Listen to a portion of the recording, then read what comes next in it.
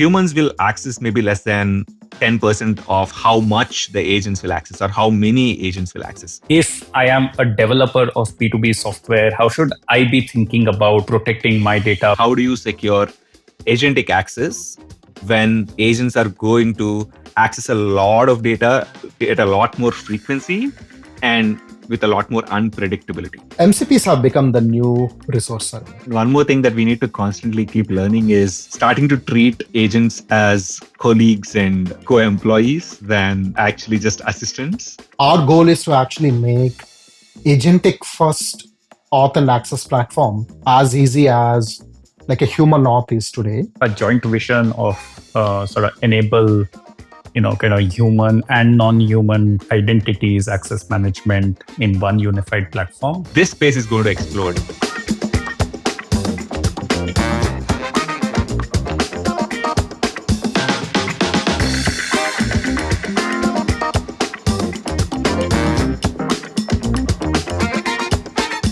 Hey everyone, welcome to our podcast. And this is the Scalekit launch party. So I have Satya and Ravi, founders of Scalekit, with me here today. And we have the privilege of co-leading their seed round. So we are very excited to partner with them. To kick it off, Satya, tell us a little bit about Scalekit.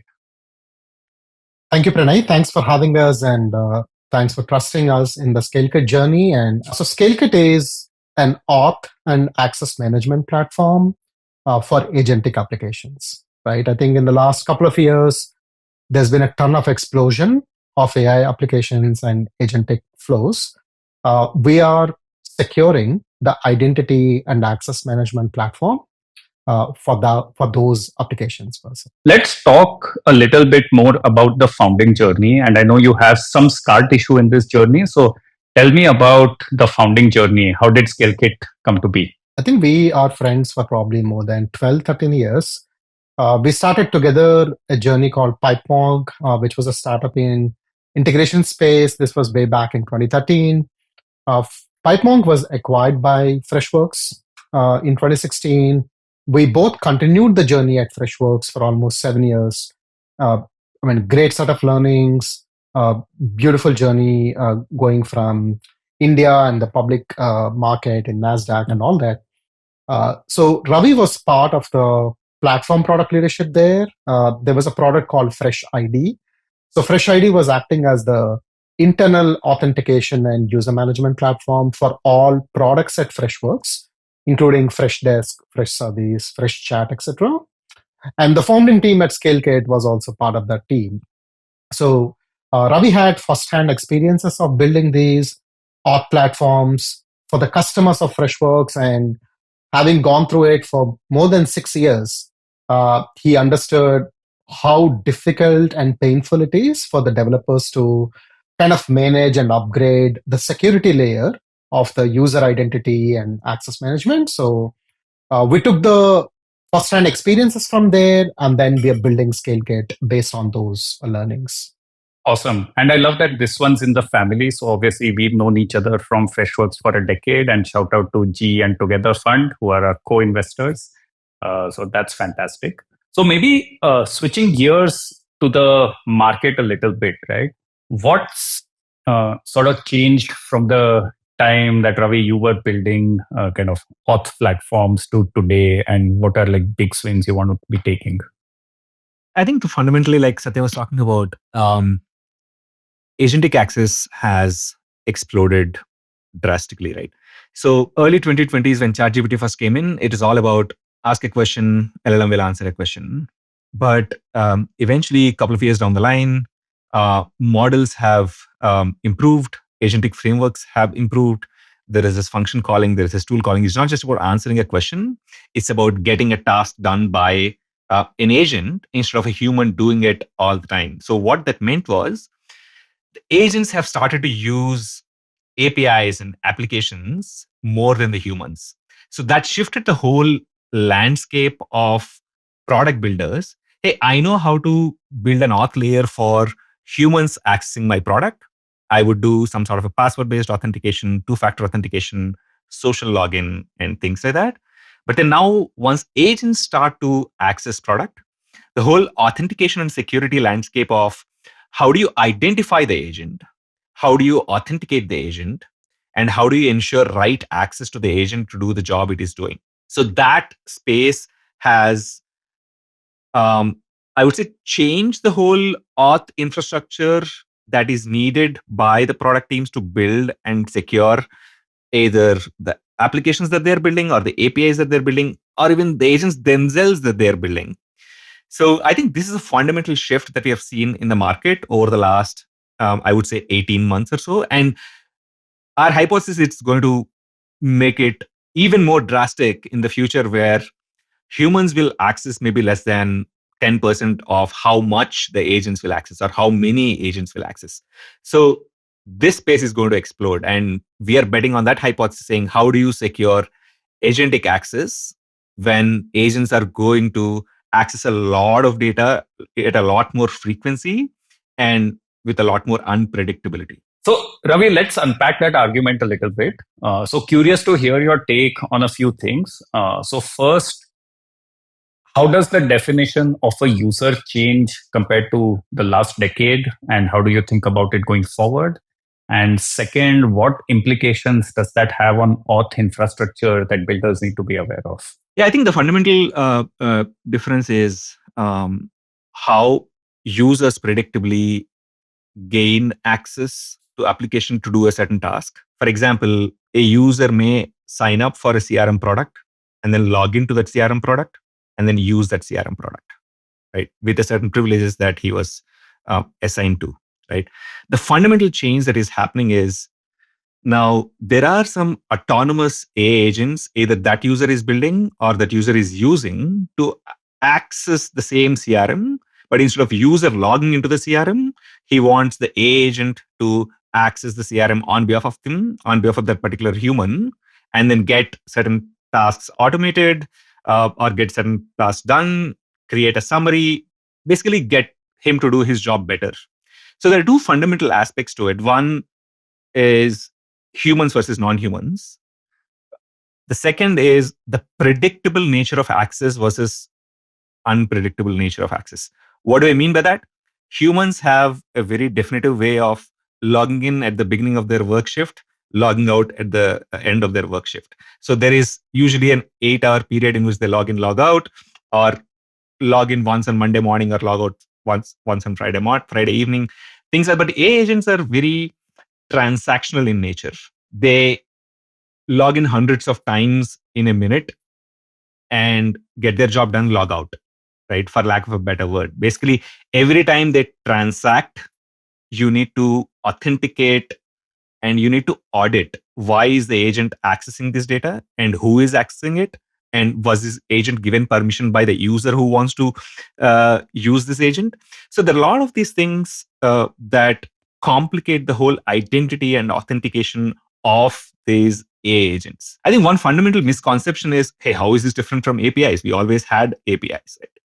But when you think about it, APIs are still used by human developers to access these applications. But these AI agents are autonomous in nature. They determine how to access applications, when to access applications, what are they doing in the application. So the probabilistic nature of these AI agents um, causes a lot more challenges in the authentication and access management of them. It's like managing a Kubernetes cluster, right? Spin up, spin down.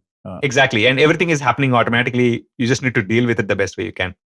So when you think about what you just said in terms of, just the, more transient nature of agents, the scale and volume of agents hitting your infrastructure, uh, if I am a developer of B2B software, how should I be thinking about, kind of protecting my data, protecting my infra, and at the same time exposing that surface area so that you can enable these sort of AI native use cases? Yeah. That's a great question, Pranay. I think one thing that I would advise more and more developers who are building applications is start building with the assumption that agents are going to access your product in many ways than you can imagine. And it's not a predictable nature of humans. They will use the product the way you you would have wanted them to use, right? That's point number one. Point number two is um, ensure that you have a lot of auditability and secure layer in front of your product to identify every incoming request. Who is making that request? Is it a human, non-human? If it is a human, create human specific authentication methods. If it is non-human, create non-human specific authentication methods. Ensure the access is always audited and guaranteed. I think this is a fundamental thing that I would want developers to start thinking differently from how they are building today versus how they need to build going forward. Bit of a left field question, but you saw sort of Salesforce kind of restricting data usage on Slack. So do you think legacy enterprises go the walled garden route? Do you think they open up access? Yeah, I think that's a very philosophical debate. It depends on, hey, do you want to hold all the data to yourself and make sure that they are very highly dependent on the agents that the likes of Salesforce and Slacks are building, and then they don't want someone else to use this data to train their own models or agents to perform better over a period of time? The other way to look at it is, hey, are you just building a software and the data is eventually owned by the customers and not you? And they should be able to take out the data that they own at any point of time and use the data to use them however they see fit. They can use it for generating internal reports, or they can use it to train their internal models, or they can use it to build AI agents on top of it, right?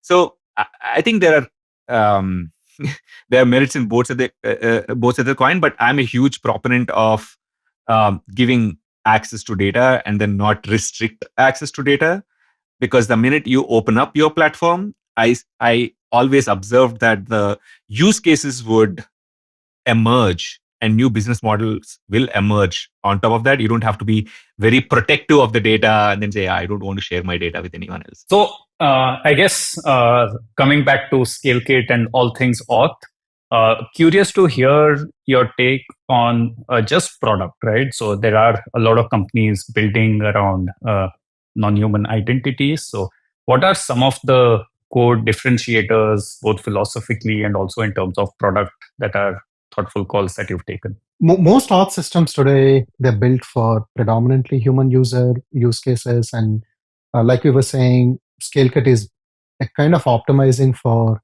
a future where the agentic applications, it could be human in the loop or autonomous applications, can be like the first class actors, right? The agents are the first class actors and not just the humans.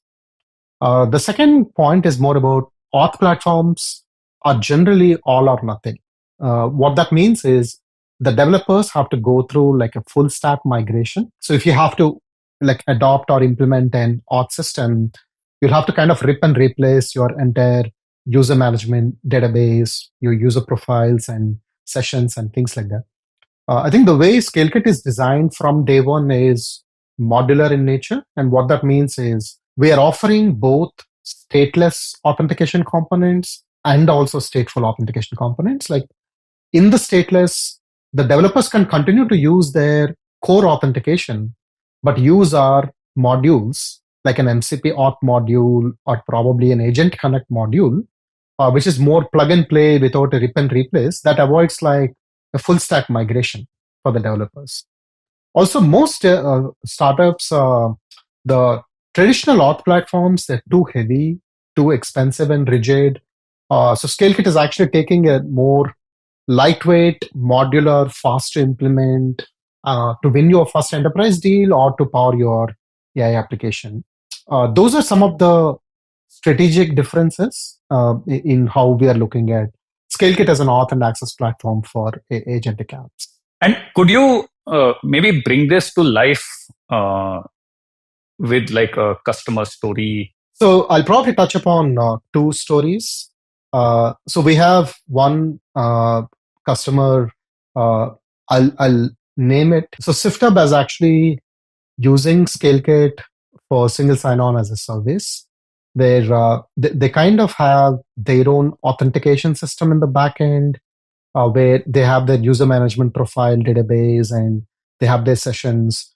But we're actually acting as the auth system, only solving for single sign-on as a problem. There's another customer called Fellow. Fellow is using us for magic links as a service, like where they want to secure their authentication flows with more modern login flows. So they kind of added Scalekit only for magic links as a service. Um, and so these are the examples where customers are actually using just like modular auth components based on their jobs to be done and the specific need without requiring for a full stack migration per se. So you are saying like there is a joint vision of sort of enable kind of human and non-human sort of identities access management in one unified platform, and modular by nature, so you can kind of use any module, any component, or you can bring everything together in one place. Like obviously MCP has been sort of hot topic in all things AI agents and enabling agentic tool use. And can you unpack maybe auth for MCP a little more, current state of affairs, where you see it heading and how you're adding to it?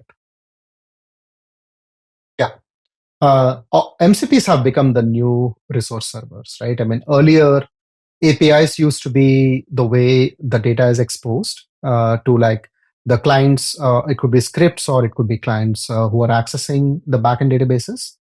But I think in the last 1 year, many companies, like including HubSpot, Atlassian, and a lot of companies, they have gone ahead and built out MCP servers.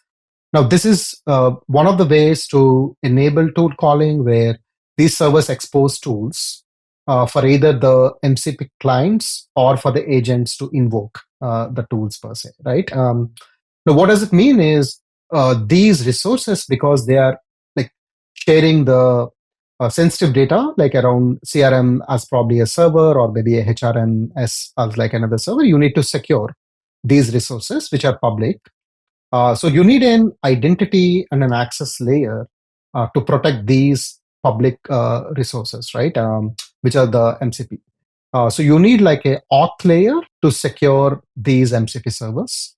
And what Scalekit has done is it has built like a drop-in auth layer so that the developer who is building this MCP server, they can continue to focus on the core business logic of extracting information or updating information, but they don't need to worry about the technical nuances of the auth layer. And to touch upon what Ravi was talking about earlier, the transient nature of the agents. So you need dynamic client registration. You need the tokens to be short-lived and not be available for a longer period of time. So there are some nuances in terms of the technical nature of the auth that you need to cater for this use case. And Scalekit has like composed all of them, and there is like a drop-in auth layer for MCP per se. And what's your view on agent to agent authentication? Again, so just like what Satya was talking about MCP, right? MCP is one of the ways that you enable agentic access to the capabilities that you're offering as part of your product. Just like web applications are meant for human users to log into your dashboard, APIs are meant for developers to have programmatic access to your application. MCP servers are a way for agentic access enablement to discover the capabilities and execute the capabilities based on certain user context or a user query, right? Now, if you think of, there are two different agents that are built by two different companies, let's say a Stripe and an Atlassian. If for whatever business reason they need to talk to each other, how do you enable these agents to dynamically exchange trust credentials, number one, and establish that trust, and then exchange the data seamlessly to get certain job work done, so that together they enable a more powerful use case to be executed autonomously without a developer having to code for it, right? So if you think of every agent as its own application, which has its own memory, which has its own decision-making agency, then how do you enable two different agents to talk to each other, communicate effectively, establish trust, and then get a work done in a collaborative manner, right? So when two agents need to talk to each other, like I said, they need to establish trust. How do you establish that trust? You need some sort of a secure protocol that both of them can exchange dynamically, so that they may not know about each other upfront, they may be discovering through an agent registry. But then how do you trust these agents? How do you make sure that you get work done together? How do you share data in a secure fashion? How do you exchange data in a secure fashion? And how do you talk about capability discovery, like what agents can do what, and then how do you dynamically discover those capabilities, and how do you create a plan so that these agents can work together. So I think that is where a lot of good work happening through different frameworks, and how do agents talk to each other, how do agents work with each other. In all these scenarios, you need some sort of an authentication framework between two different agents, and that space is blowing up too with Google's A2A, and there is ACP. Uh, all sort of these fundamental primitives about how do you securely exchange information between two different autonomous agents. That's been a great progress that's happening so far. Last question on this, but just what's on your roadmap? What should customers look forward to in the next 6 months? Yeah, I think much of the agentic auth space is still evolving. Like we are actually heads down building core infrastructure for agent identity delegation workflows, like what we were speaking about, human in the loop, right? Like how does the human delegate their tokens and the access tokens for an agent to go and run the workflow? So there are enough challenges to solve. First, on the auth side, we spoke about two-factor authentication. Like how do you bring the identity for both the background agents and also from the browser agents and things like that. Also on the access management, there's a lot of scoped permissions, solving for access permissions for like agents, like what are the specific objects they can access and specific roles and operations they can do. I think you'll be seeing more developer friendly tooling and auth workflows that actually be enabled. And our goal is to actually make agentic first auth and access platform as easy as like a human auth is today. So broadly, there will be enough roadmap on both the identity side and also on the access management side. So switching gears, right? And I wanted to talk more about sort of the founder journey. And I know, Satya, you moved to the Bay Area from Seattle, and in 4 weeks, you ripped up your entire roadmap.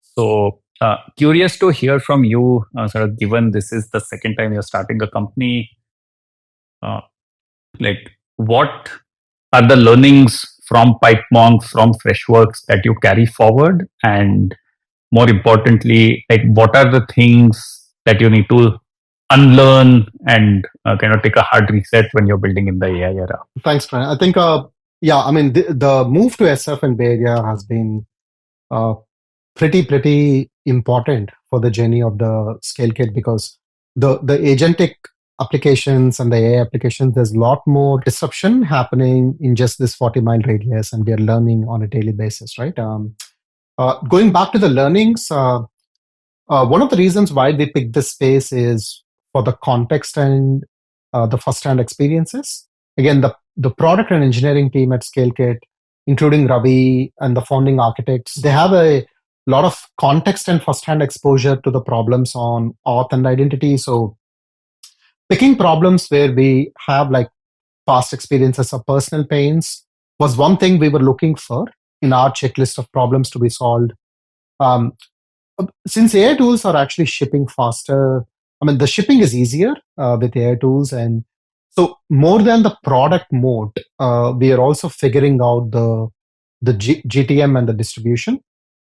Because these days, there's a lot of noise even within the startup community in terms of like more than 100, pick up a category or a subcategory, you will see more than 20 players in each of the categories or subcategories. So the distribution and GTM execution has become more defensible mode than just product alone. And obviously, staying close to why is probably more important, especially as a founder. We go through our own ebbs and flows, and we will need the purpose and the why in the hard moment. So having like a deep connect with the problems will help us push through ambiguity and chaos that we go through on a daily basis.